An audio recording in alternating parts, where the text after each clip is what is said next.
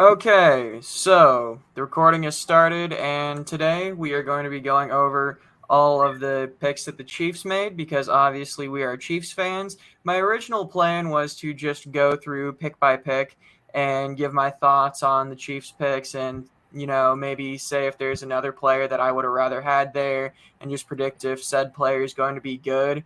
But then I realized that I don't have the skill of talking to a mic. Um, I'm not good at it enough yet to really do that. You can see that right now. So I figured I'd bring Jack back from the mock draft to make it a little bit easier on myself, and he can talk about the draft too. So that's what we're doing today.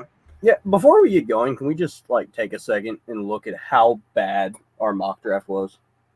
Yeah, that Can was we, can pretty we just poor. can we just say that was not our best Yeah, one? But to be that fair, nobody had much of an idea what was happening after pick two, and we gave it a pretty decent run.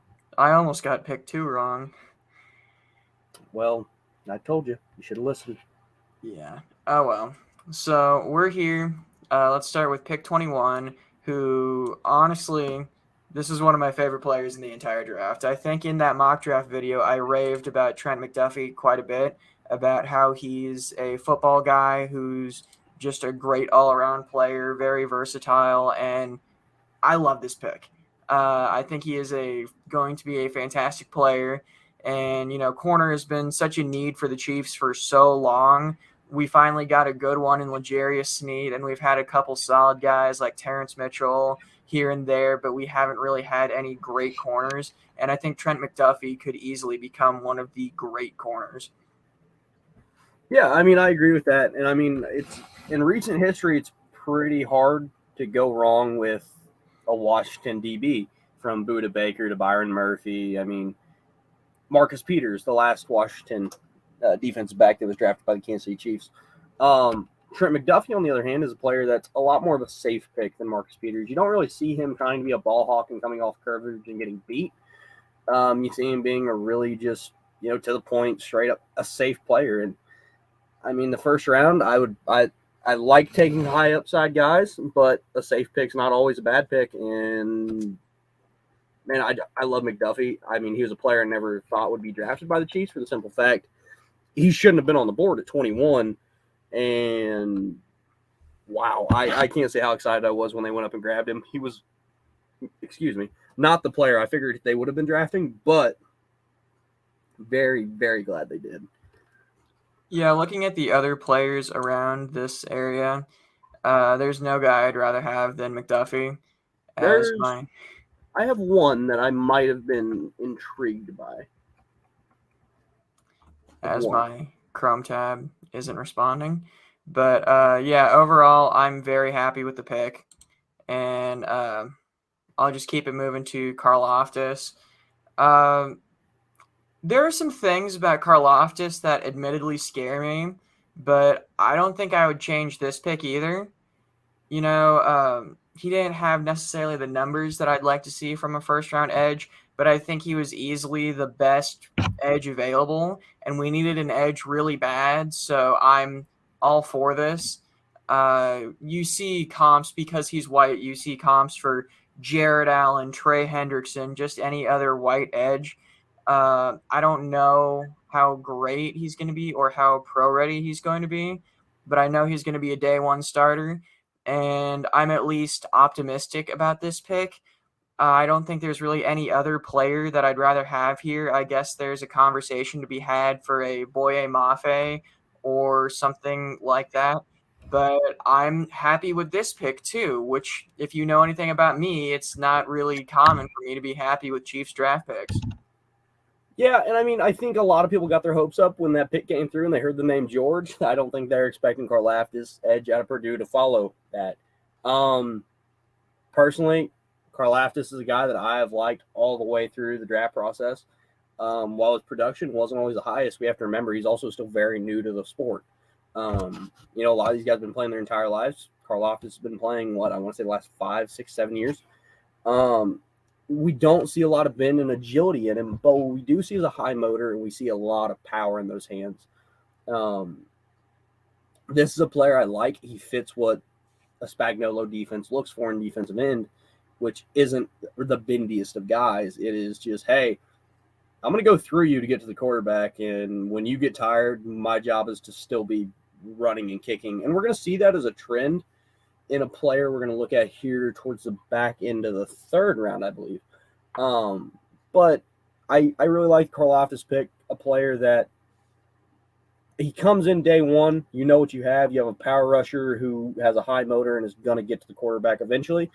And when you pair him with some of the other guys on the defensive line that we have, like Chris Jones, like Treshaun Wharton, like a space here like Derek Nottie, who plays great in the run game, which is another thing you get in Karlaftis is his ability to play in the run game. You do get an edge that's going to get a chance to get to the quarterback, because we've seen many times where Chris Jones pushes right up to the gut and gets the quarterback to the outside and can't finish the sack. Karlaftis is a guy with the kind of power and energy to make that sack become an actual statistic instead of a quarterback running away and getting rid of the ball and converting a 3rd and 15. That one still hurts. Now, I will say there's one player in the spot that I could have liked the Chiefs drafting a little bit more than Karlaftis, but I'm very happy they took him, especially with how the edge board fell throughout the rest of the draft. I really would have liked Daxton Hill here, but the safety they out at the back of the second round makes up for that pick. Yeah, like I said, Boye Mafe is the only guy that I think you could really make an argument here for, just because he had like the best pass rushing grade, and I really wanted a true pass rusher.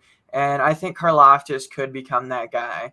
I've seen just frankly awful comps for him since we drafted him. Like, you sent me a guy who compared him to Von Miller. He is not Von Miller by any means, but again, this is absolute best case scenario. I can't stress this enough. I'm not saying he's going to be this, but I think absolute best case scenario, everything goes right, he ends up being J.J. Watt. I think that is his absolute ceiling just based off of his build and his play style. So we could get a Greek J.J. Watt here, but it's unlikely. But I think that he's going to be a solid edge contributor, and I think he is going to harass the quarterback. Maybe not necessarily put up like 20 sack seasons, but I think that he is going to harass the quarterback, which our edges going into this draft were Frank Clark and Mike Dana. Harassing the quarterback is something that we desperately needed. Yeah, and I mean, this is a pick that opens up a door, because we've now decided that, I mean, Frank Clark was supposed to be that, speed to power rusher on the other side.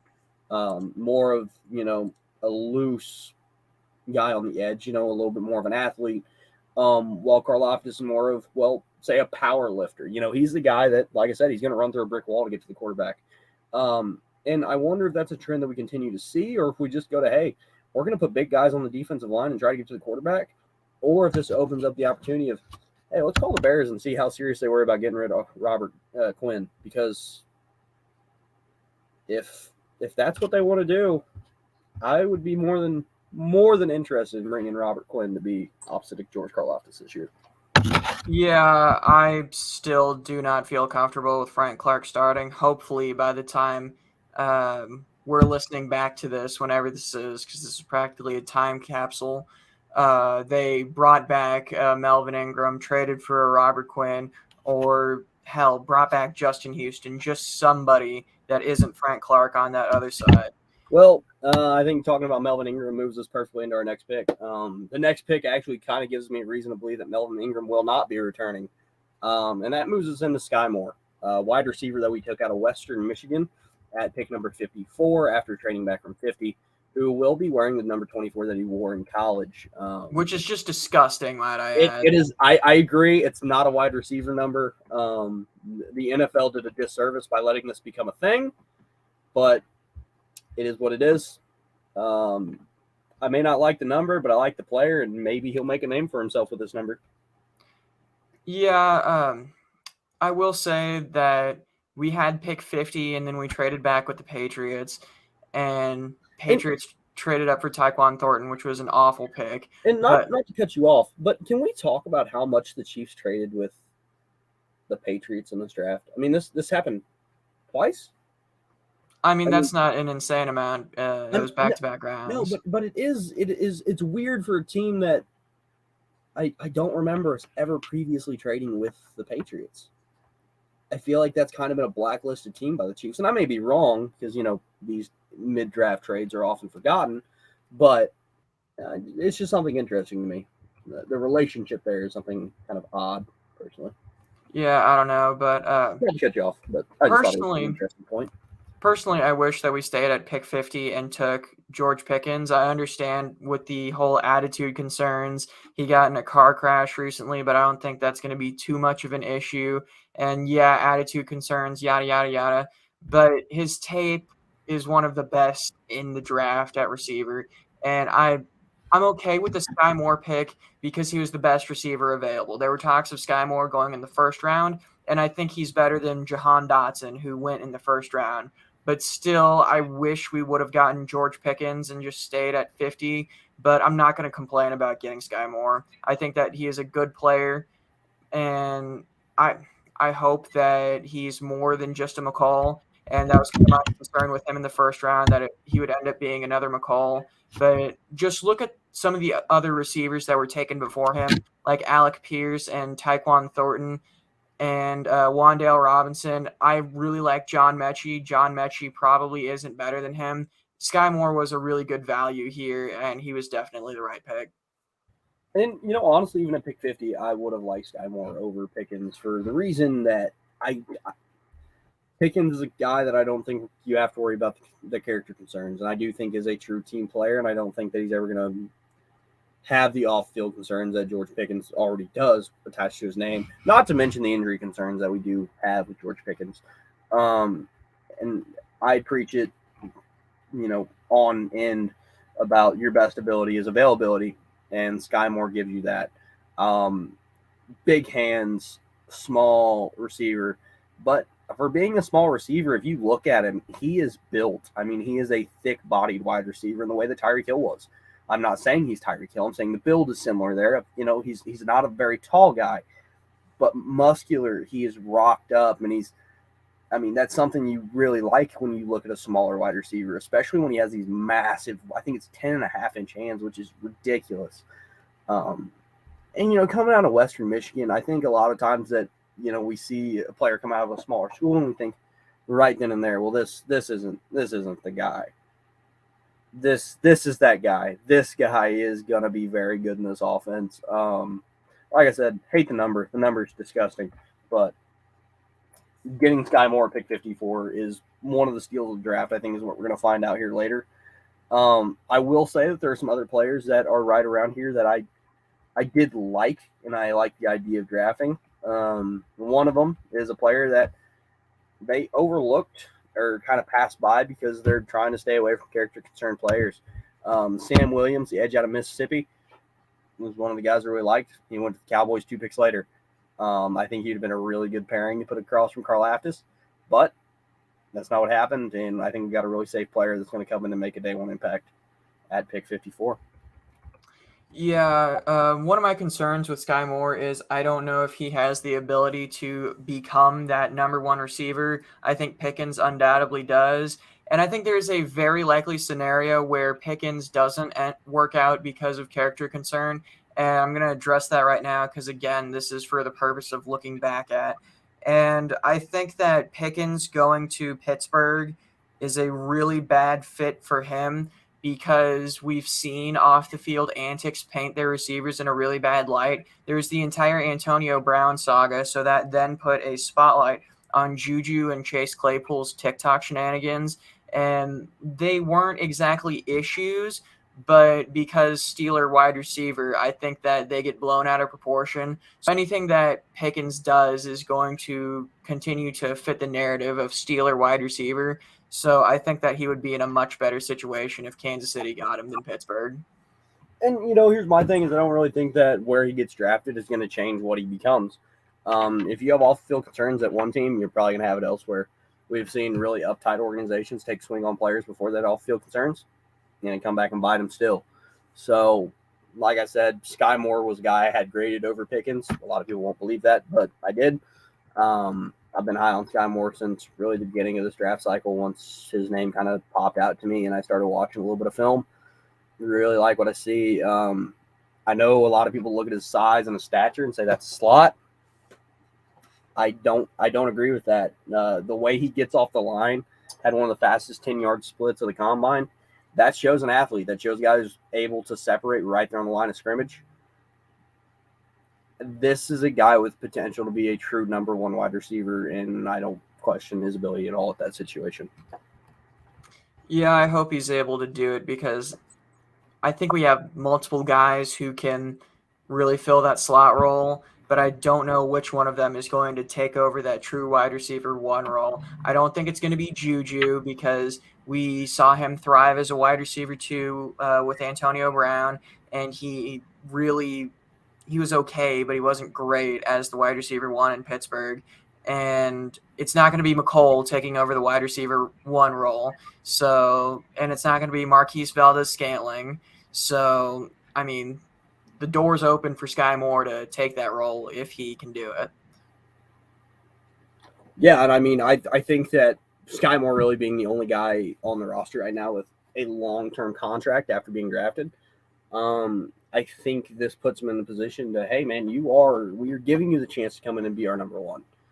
And like I said, I have no fear in him coming in and taking that spot and being able to step in, maybe not year one and be a wide receiver one, because we know that the Andy Reid system is hard for wide receivers to learn. I mean, we've seen many players have to come in and take a few years. Even Tyreek Hill took probably, what would you say, 2.5, 3 years for I'd say like 1.5. I would say it's probably closer to 2 before he was running a true full route tree. But that's the fun in this pick, is we brought in a guy who football IQ, anybody you hear talk about him says the football IQ's there. And like we talked about, the intangibles that we see with him are fun. I mean, yeah, he didn't go to a big program, but he's that guy. And I will stand by that. And if I'm wrong, I'm wrong. But I stand by my claim right now that I think he's going to be one of the better wide receivers drafted out of this class. All right, moving on to pick 62. And my boy. Admittedly, I had no idea who this pick was going to be. Like, looking at other players available, it was just really kind of up in the air who this pick was going to be. And it ended up being Brian Cook out of Cincinnati.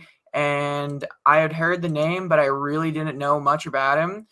And I watched a little film on him, and this guy hits like a Mack truck. And I'm a big fan. Seeking missile. I'm a big fan of just psychopaths on defense, and I think we got a couple in this draft, and I think he's one of them. Yeah, I mean, honestly, and I will be honest, as much as I like the Brian Cook tape that I saw out of Cincinnati, I thought he was one of the best safeties in college football. One of the safeties I was really hoping we'd get in this round, well, two of them that I was really hoping that we could have been able to add, went much earlier. Jaquan Brisker ended up going to the Bears, and the guy I was really hoping for, Jalen Petrie, ended up becoming a Houston Texan. Went really early. So, I mean, that kind of shows you where teams valued him. Jalen Petrie's going to be such a good player. God, I was really hoping he'd be a Chief. But good job by the Texans. They're building a hell of a secondary there if everything pans out. Brian Cook was not a name that was really on the forefront of my mind at the time. I'll be honest with you. The player I was really hoping for that would follow the spot, his name was Drake Jackson, who went a pick earlier because I wanted us to continue building an edge. I thought we were decent at safety.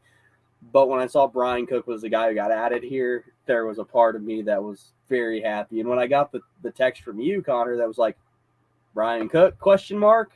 I was so excited. I was fanning over that pick hard. So I'm very, very excited that Brian Cook is part of this secondary. I still don't think he's released what number he's going to be wearing. I really hope he sticks with 6. That number is going to look really good on him. I like the idea of Baby Bam Bam and him trying to wear 31 to be like Cam Chancellor. And I'm looking at the other picks like in the 3rd round, and there's not a name that really sticks out to me. So I think this is the right pick. Yeah, I'd say there's probably 2 players here that really stick out to me. And I don't think either of them were as pressing as the need at safety we've been having. We've really needed to build a secondary. Justin Reed is a great addition that we made this offseason. Juan Thornhill has been a guy who, when he's on the field and he's healthy, he's been a lot of fun. But we have had the injury problems. We have seen that this coaching staff really hasn't ever taken to Walton Thornhill because there's been times where he's on the field and looks lost. So I think this Brian Cook pick was the best pick at the time. There's, like I said, there's probably two players there that I may have liked a little bit more, maybe three. And I can't even really say that those guys would have been much better. The names that come to mind when I think of players that may have been better, Travis Jones, defensive tackle out of Connecticut. I love that player. I just do. And then outside of that, I think it'd have to be Nakobe Dean, just because Nakobe Dean. I don't think there's much that has to be said there. That's probably who I was hoping for here. Yeah, and then possibly DeMarvin Leal, the defensive tackle out of Texas A&M. Those are kind of the guys that I was really liking in that spot. But Brian Cook's a player that, man, that's a name, and that is a fun player with a lot of fun tape attached. I'm glad you had the same thought. Yeah, when I think of my favorite defensive players of all time, I think of like Ray Lewis, Brian Dawkins, Kevin Green, John Randall, just guys who are genuinely insane and will just kill their opponent, and that's the vibes that Brian Cook gives me. And I like Juan Thornhill, but like you said, the coaching staff doesn't seem to agree, and we play with three safeties a lot, rotating them in because we saw Dan Sorenson play a lot this year. And so Brian Cook's probably going to take that role, and instead of missing tackles, he's going to light them up like a Christmas tree. So I'm excited to see what he can do. Probably the best pick that you could have made here, especially with considering the position of your next pick. So I'm happy with Brian Cook, and I haven't changed any picks yet, and that's kind of the point of this, but I honestly really like it so far. There's a couple, I swear eventually I'll change some picks, but so far I'm pretty content. Yeah, and I mean, I've brought up a few players that I would have liked, or could have seen there in them picks that, they just kind of surprised me, went a route I didn't really see him going. But that's not to say that I haven't liked the pick or the player, and I didn't think that I saw a spot for him. I think here in the third round is probably the first time I might change a pick, but even then, it's really hard for me to say. But with the last guy you talked about seeing Daniel Sorensen play. So let's move on to the guy that's going to be moving into Daniel Sorensen's jersey this year. Yeah, I'm completely fine with it. I like this one a lot. Yeah, and I mean, that's where I'm at. There's two players that kind of makes me feel a little bit different about it, but the mentality that Leo Chenal brings is something special. I was talking about psychopaths. Dude wrote death row in a Sharpie on his arm.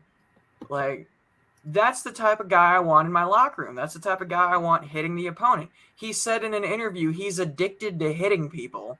Like, this guy was considered the most violent player in the draft. Yes, please. I think the days of Chiefs players missing tackles and just being a god-awful team when it comes to tackling people are over. Between Brian Cook lighting people up, Nick Bolton is a tackling machine, and now Leo Chenal is just a straight-up psychopath. I know I use that word a lot, but that's what I want in a defender. Yeah, and I agree. Like I said, there's only two other players that really pop into my mind that were available around this spot.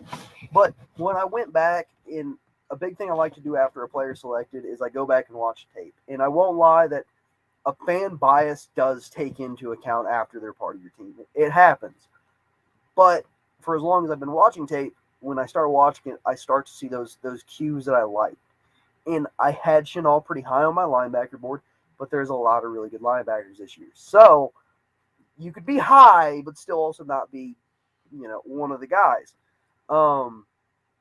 There was only two other players that I would have taken that slot, and I don't think either of them bring that mentality that Chenal brings, or a game wrecker like Chenal is. Besides one of them, which I kind of wish would have been a Chief, but it's fine. And that's Perion Winfrey.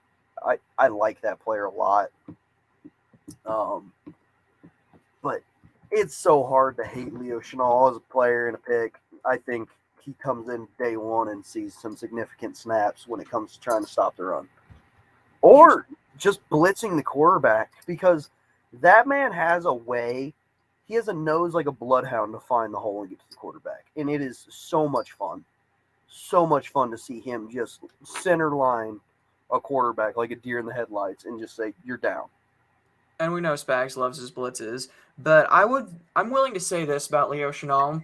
I think that even if it's not because of his play, he makes this team better because the coaching staff has already said that him being here is going to allow Nick Bolton to play in the middle more and allow Willie Gay to play weak side, which is both their best positions. Yep. I think we can agree on that. And Leo Chenal is going to play strong side, obviously. Yep. And just by having Willie Gay and Nick Bolton in better positions is going to make the defense better. Not having Ben Neiman is going to make the defense better.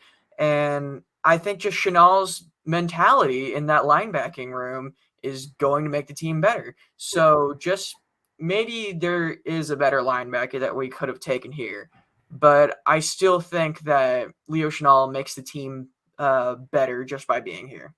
And not to jump ahead on a lot of our picks, but one of the guys I really respect when it comes to the draft is Connor Rogers. I really like the way that he breaks down players, and I like the way he makes his comps, because his comps always feel really good.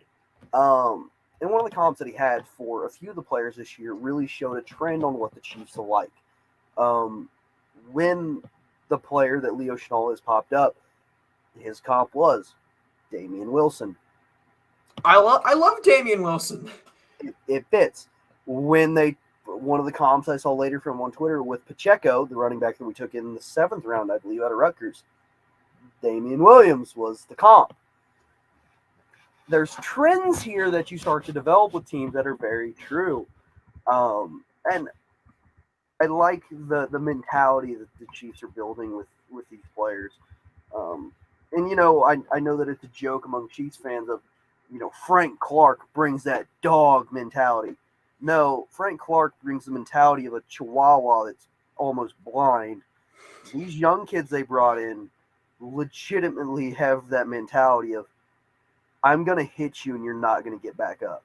They're football guys. And I think we saw an issue last year where it wasn't just last year, but Frank Clark, since he's gotten here, has basically taken the money and ran, right? And then we saw Tyrann Mathieu last year whining on Twitter after every game about everything under the sun, and Anthony Hitchens agreeing with him, saying that this is the most toxic fan base and just all that nonsense. How many tweets combined do you think Leo Chenal, Trent McDuffie, and Brian Cook are going to average this year as opposed to Tyrann Mathieu by himself? I'm going to say we're going to see a lot less negative out of these guys. Exactly. I think these guys are going to shut up and work their ass off in the weight room and become better football players. And that's the type of guy I want. I think it's very clear. Just see the way they interact on the stage, you know, for the draft deal there at Arrowhead. I mean, you saw guys who came in and were just happy to be there. And, you know, they all pretty much had the same mission of, we understand we got drafted by a team that isn't in the position to win a Super Bowl. We are here to win a Super Bowl. McDuffie's ready to do that. And that's the first thing he said. Yeah, McDuffie's going to come in day one, and he's your CB1 day one. I don't care. That man is coming in day one, going to be a CB1. And I think that's fun. So why don't we move into the next pick? I think where we took another corner. And you know what, Connor? You sent me a mock draft the day before. I think it might have been, it was day 2. You sent me a mock draft with the first round picks in it. And this player was in your mock draft. He was a little bit slotted a little bit later, which the slotting this year was different for everybody. So I can't, I told you I wasn't big on the pick. In your mock draft. I went back through, I watched again, and I see what there is to see. I mean, when you look at Joshua Williams, the cornerback at Fayetteville State University, he is long, he's athletic, and he shows He shows the makings of what you need out of a cornerback at the next level. And with the Chiefs' ability they've had here recently to come in and really develop these mid to late round corners, I can't pass up on one here. I think that this is a good pick, and we needed to throw some bodies at this position. I think Joshua Williams is a good body to throw at it. Okay, yes, I did have Joshua Williams in my I made a mock draft after day 1 for day 2. I think. Yeah, it was. No, it was day 2 and I made it for day 3. I think was the one No, with it Joshua was Williams. for day 2 because you had selected the day 2 picks. Oh yeah. Well, anyway, my logic behind Joshua Williams was it was the 7th round, and I thought, corner is a position where you need bodies, so just draft a guy with upside. And this is actually the first pick that I am going to change. And I personally would change it to, let me wait till this gets up here. But I think I know you're going to change it to. Yep, Tariq Woolen out of UTSA.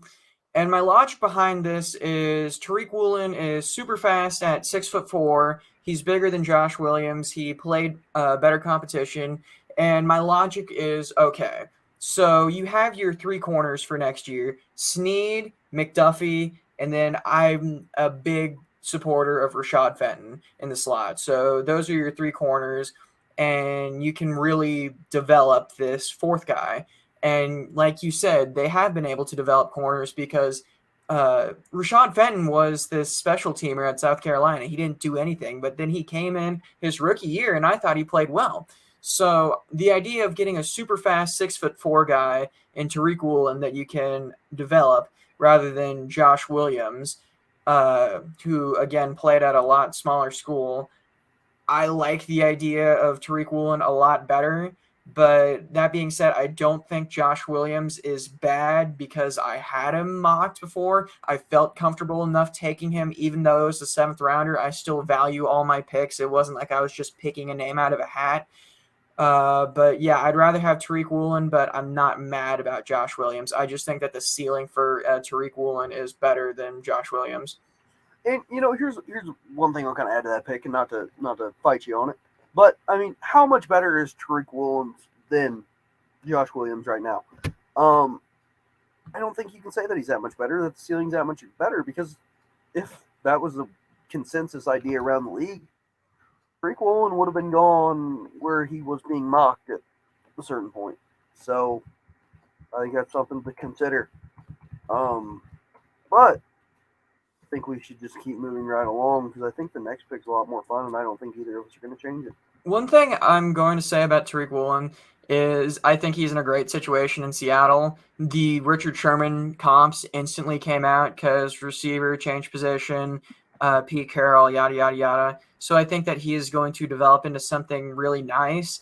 And I also think the question has to be raised, if he becomes something nice, would Kansas City have also developed him into that player? Because I think a lot of the time, whether or not a player succeeds or not is more so based on the team they go to rather than the player themselves. But moving on. Let's move it around 5. Yeah, this draft tracker keeps throwing me off. So, starting the 5th round, the Kansas City Chiefs ended up the Chiefs ended up getting tongue-tied. The Chiefs ended up trading up to pick 145, and when they did this, I was lost as to what the pick was going to be. I had no clue what they were trying to do here. And then the pick came through with Gary and Kennard. I think this is a player that comes in day 1 and has the potential of taking the right tackle spot. Yeah, it's kind of interesting because they have him listed as a guard on the draft tracker, but Veach specifically said that right tackle was the position that he was going to come in and play. You sent me a thing of the offensive line coach saying that he's very much a right tackle. And personally, I'm all for this because I do not believe in Andrew Wiley. And I think that Lucas Niang was a solid enough pick. and I was willing to give him a shot, but it just didn't work out. So I'm really excited to bring in Darian Kennard. And you were talking about like the mentality earlier, and when he was called by the Chiefs to be drafted, most of these guys are hyped. He was just like, "Cool, let's get to work." And I like that mentality in a player. Don't get excited until you win the Super Bowl. It's time to go to work. And that's how you win the Super Bowl. You come in and you do your job, as the Patriots so famously said. And I think this is a day 2 player that we were able to get in the 5th round, and I'm very happy with it.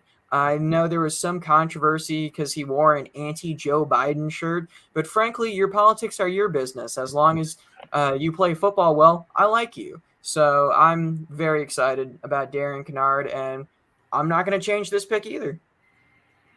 No, I mean, in the way that the Chiefs have shown to develop offensive linemen in the last season, Trey Smith, which I don't know if you can say it was a whole lot of development. They just got a really good player to fall to him, and they took him. Same situation here. I think he's going to come in, and it's going to be the best line in the league. Line has the potential to be very good. Yeah, I love it. Moving on, we didn't have a 6th round pick, correct?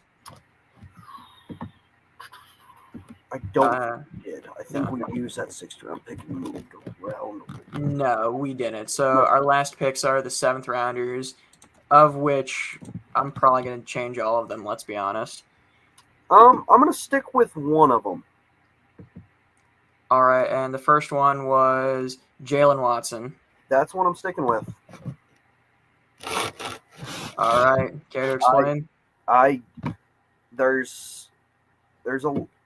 won't say there's a whole lot to like there, but he's a player that there's just something about him. I don't really know what it is. Maybe it's just, the things I heard coming out of this pro day, and a little bit of what I saw on the tape just looked interesting and developable. Developable? Is that a word? It feels like a word. Should be a word.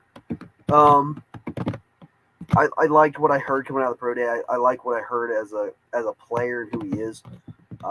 He's a guy that I do think as a 7th round DB is the kind of guy that you take a flyer on, and I think that there's potential there. Okay. What I'm going to do is I'm going to change this to Jeffrey Gunter out of Coastal Carolina. Frankly, I'm not familiar with Jaylen Watson at all, so I don't feel comfortable making a real evaluation on him. But I will say the fact that I think that our corner room is set. I don't feel like it's an issue anymore because, like I said, I love McDuffie. I'm comfortable with Fenton. I love Snead. I even still have some belief in DeAndre Baker. So bringing in Jaylen Watson just seems like, a flyer pick. But I would have taken Jeffrey Gunter out of Coastal Carolina, who went a few picks later to Cincinnati. And I'd pick Gunter just because he was one of those projected mid-round edges. And I think we just need more blood at edge. I talked about earlier how I want to bring Melvin Ingram or Justin Houston, or just basically an edge that isn't Frank Clark or Jadeveon Clowney in to play that opposite role, and maybe you develop Jeffrey Gunter into something. But then again, this is the 7th round, so you're just kind of drafting the best athlete available at this point. But I just felt like we needed to double up on edge, so that's why I would have been interested in Jeffrey Gunter here. Understandable. I don't think we need to spend a whole lot of time on these. Next pick was Isaiah Pacheco. Yeah. Okay, Isaiah Pacheco. Running back out of Rutgers. Upon further evaluation of his tape, he's a fun player. I'm happy that he's a Chief now. I think he'll find his way on the roster, just being a 7th round running back. It's cheap money, and you can never have too many running backs. It's kind of like linebackers or CDs. I mean, it's just something you can't have too many of because they get hurt. But player I would have drafted here actually went undrafted. Yeah, my last 2 guys went undrafted too. The first one I'm going to throw on there is Justin Ross. I can agree with that. The kid, his freshman year at Clemson, was the best wide receiver that college football had seen in quite some time. And I will stand by that statement. There's some medical concerns there. He had a very rare medical condition in his spine, neck, vertebrae that made him step away from football, and they ended up getting it repaired. Went through surgery and ended up having it repaired, and a lot of teams have stayed away from him. I don't even know if he's still signed with the team. I hope he has. I don't care what the team is, because I think Justin Ross is going to be a player that comes from being a UDFA to being a star wide receiver in this league if given the chance and falls with the right team. Yeah, unfortunately, it doesn't look like he has. Honestly, I'd feel like his best bet is going to like a XFL or a USFL type league to just show that he can still ball and really get back into the public eye. That's probably his best option at this point, because it doesn't look like an NFL team's going to take a shot on him, unfortunately. That's just a shame, honestly. I mean, there's never been a wide receiver I've watched I've had as much fun watching as it was Justin Ross. So that hurts a lot to see. Yeah, I can agree with that. You mentioned earlier how Isaiah Pacheco's pro comp was Damien Williams, and I love Damien Williams. I'll stand by the fact I think he should have been Super Bowl MVP, and I was very upset when we cut him. And when I look at Isaiah Pacheco, I see something that Clyde doesn't have, and that's breakaway speed. There were several moments where Pacheco was just the fastest player on the field, and he was able to take it to the house for Rutgers. And I'm very curious to see what he does in preseason. Maybe he's going to replace McKinnon. I'm not sure. But the point is, he's explosive, and that's something that's the worst part about Clyde. He is not at all. And, we brought in Ronald Jones, who has the ability to be explosive. We've seen him take a 99-yard rush to the house, and Clyde would never do that. So we added 2 explosive running backs to the running back room this offseason, and that's definitely intriguing to me. But I'm not going to copy you and say Justin Ross, but I would have been happy if Justin Ross was here. But, I mean, we drafted a corner earlier, so I'm just going to say another corner. And it might be my Alabama bias shining through, but I am a big fan of Josh Jobe. I know he had an injury, but he'll have time to rehab because we already drafted another corner in McDuffie, and I feel comfortable with the rest of the guys. And we saw DeAndre Baker break his leg and then come back to the Chiefs. So I think Josh Jobe would have time to recover. Kansas City has a great training staff, and I think that there's a lot of upside with Jobe. You get a corner with Saban pedigree, and those guys usually end up pretty well. So I think that that's worth taking a 7th-round pick on. He was a projected mid-round pick who fell out of the draft. So, yeah, I would have spent this 7th-round pick on him.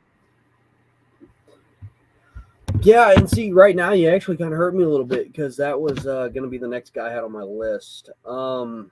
Rats. Yeah, really. It kind of hurts a little bit since we're not trying to copy each other here. I mean, you can. It's fine. Yeah, and I don't want to just for that stake. You know what? Actually, here's a player I'm going to throw in here. Quarterback Bailey Zappi was drafted by the Patriots in the 4th round, correct? Correct. Okay.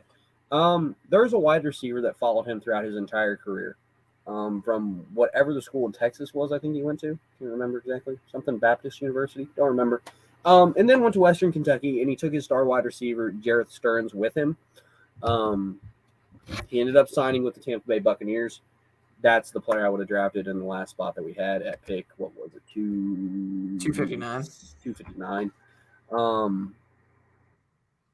I like Jarrett Stearns a lot. He would have been the player I would have selected there. So yeah, at 259, I would have taken Slade Bolden because he has sneaky athleticism and he's a hard worker. I'm just playing. The guy I would have taken might surprise some people, and I know I've discussed it with you, and I have like a lengthy explanation on it. But honestly, I would have taken Carson Strong here because no offense to Najee Johnson, but I don't think he's going to make the team. If he does, he's going to be a special teamer. I don't really see a future for him on the team. But there were people who thought that Carson Strong was a first-round talent throughout this draft process, but his medicals just were bad, and he fell out of the draft completely and ended up signing a UDFA deal with the Eagles. But the idea of getting a arguably first-round talent, I think we can agree first-round arm talent, right? It's just everything else that kind of hurts Strong, but just based solely on arm talent, first round arm talent. Just said arm talent so much, but I'm going to keep doing it. Anyway, just the idea of having Carson Strong in the building and putting him through the Andy Reid camp. Hey, worst case scenario, he's injured or sucks and gets cut. No harm, no foul. Najee Johnson probably gets cut anyway. Best case scenario, you're able to save money on a backup quarterback so you don't have to pay a Chad Henne, Matt Moore, or a Nick Foles to come in and be that backup quarterback, because we've seen the cap get tighter and tighter for a team like the Chiefs that allows you to pay your other guys. Just any cap relief is nice. And who knows, maybe because we've seen Mahomes go down a few times. Matt Moore had to come in relief against the Vikings, and Chad Henne had to come in relief for the divisional round game against the Browns. Both those guys did their job, but I don't know. Both those guys, one of them's retired and one of them's getting up there in age. So we don't know how consistent the backup quarterback play, if we need it, is going to be. And obviously the playbook changes a lot when Chad Henne has to come in for Mahomes. That's just pretty obvious. But if you get a guy like Strong with his arm talent, put him through the Andy Reid camp, maybe he comes in and actually slings it so that the defense doesn't come up close, so you don't have to completely change the playbook. Obviously, he's not going to be Mahomes, but maybe he comes in and he looks better than Chad Henne would.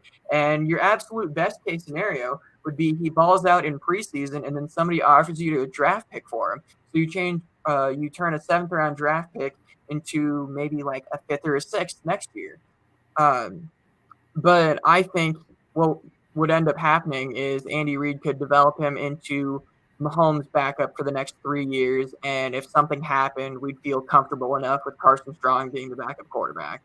So just based on arm talent alone, I think that could happen. He was by far my least favorite of the guys who were in conversation to go in the first round. But still, that's a potential first-round quarterback that you could have taken in the 7th round to develop into a good backup. That's just what I would have done with the 7th rounder. I don't want to argue with you too much. You know my feelings on Carson Strong. They haven't been high on him since the beginning. So, yeah, that's really all I have to say about that. Other than that, I mean, the Chiefs really hit everywhere they needed to in this class. And I don't think that that's much of a conversation to really have. I think it's just fact. I don't think that there's many better situations they could have done. No matter how you want to look at it, this team significantly got better. I mean, I think it's very widely agreed upon that this was a draft class the Chiefs had hit on. They hit multiple times all over the place. But one thing I do want to do before we close this out, I want to hear who your winner is. Every draft has a winner right now, even if we don't, we haven't seen these players play yet. We all name a draft winner. So let's hear your guy, Connor. Let's hear who did it. Who's the winner? I think it's Baltimore by a mile. They kind of dropped the ball day 3, but when you look at what they did early in the class, they did a great job. Like just looking here, Kyle Hamilton is the guy who I think is the best player, period, in this draft class. I think if it wasn't for positional value, good chance he goes number 1.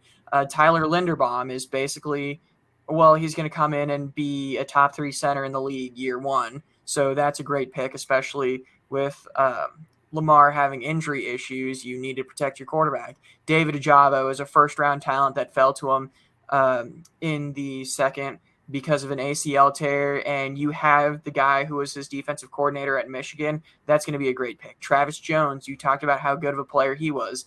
Daniel Falele, they've brought in a couple different guys to play that right tackle position. I think of Juwan James and Morgan Moses. Neither of those guys are long-term answers. Maybe Falele, just this massive human being, can come in and do it. Jalen Armour Davis, I talked about corners with Saban pedigree. He's one of them. Charlie Kohler, whatever. Jordan Stout was a poor pick. He's not even the best punter in this class. Isaiah Likely, doubling up on tight ends has worked for them in the past, but they have Mark Andrews, so I'm not sure why they felt the need to do that. Damien Williams is whatever. And I actually made a video on Tyler Beatty because I'm a Missouri fan and I watched a lot of Tyler Beatty.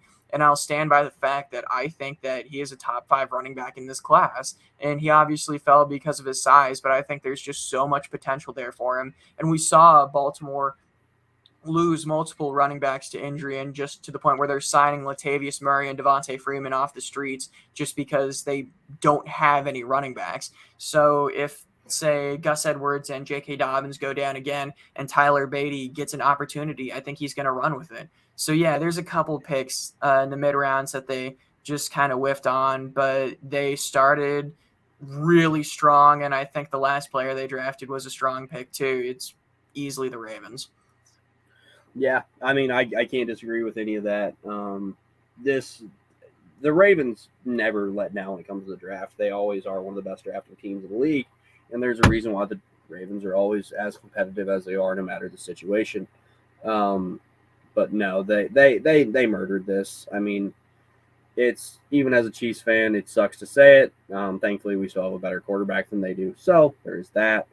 But wow, I mean, they really are just draft Twitter incarnate. Like, if there's a player that draft Twitter loves, he's probably going to end up being a Baltimore player, and it hurts me every year because they always end up with players I love. Anthony Averett is one that will always stick with me. He will forever be one of my guys. Corner with Saban pedigree. Yep, but they have three of them now with Humphrey, Armour Davis, or Anthony Averett, Humphrey, and Armour Davis. They just have a Saban secondary at this point. I think Averett ended up moving, didn't he? You might be right. I think Averett signed elsewhere this offseason. Yeah, you might be right. Now I sound dumb, but whatever. But no, I mean, they definitely have a type. They like their Saban guys. Yeah, very, very fair to say. Yeah, Anthony Averett is now a Raider, so there's that. He goes to another team I dislike. Great. Oh, well. I like our corners. Who would you say is the biggest draft loser, since we're talking about it? Oh, man, this is a fun one. There's two teams that come to mind. I think you're going to say one of them. There's a team that went really kind of rogue at the start, but I do think they drafted good players. I think they made their quarterback angry.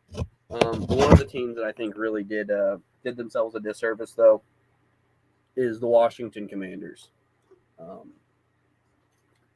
I don't know what to say about that draft.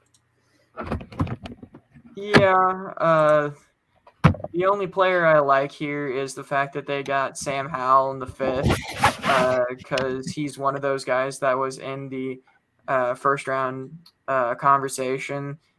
He's basically a baby Baker Mayfield, so maybe he comes in and plays well when Carson Wentz inevitably gets injured. Maybe they just roll with Heineke, but at least you have Howell in the building, and maybe you can turn him into something.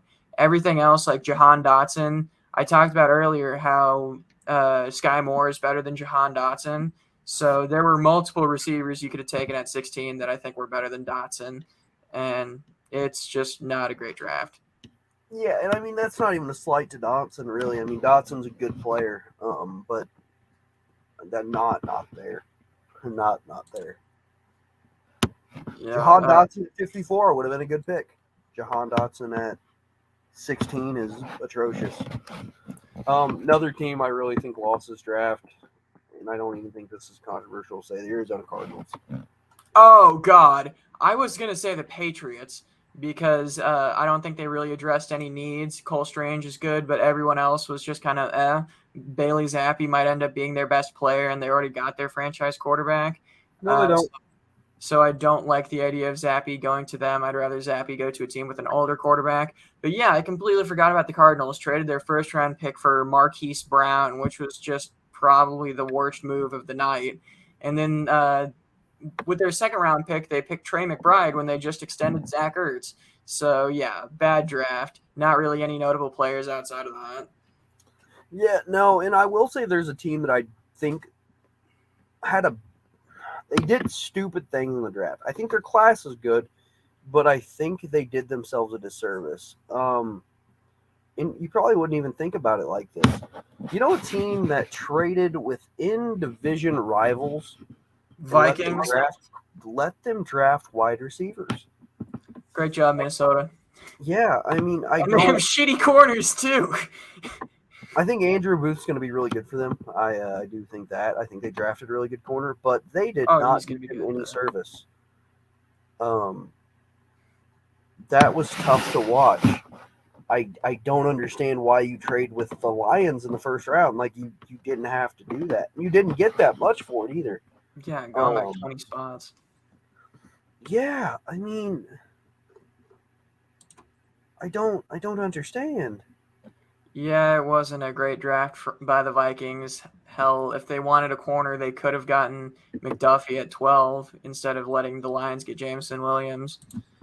Yeah, I don't really understand. I'm glad they didn't. Oh, same here. I'm just trying to understand what the thought process by them was there because it still isn't really Their GM became the Jaguars in draft day. Yeah, I mean I don't understand. I mean, yeah, you ended up walking away with Lewis Sign and Andrew Booth. So yeah, you made your secondary better, but after that, I mean, your picks aren't that great. Ed Ingram from LSU, guard at pick 59. I'm not a huge fan. Brian Asamoah, I do like the player, but I'm not certain if that really is anything for you.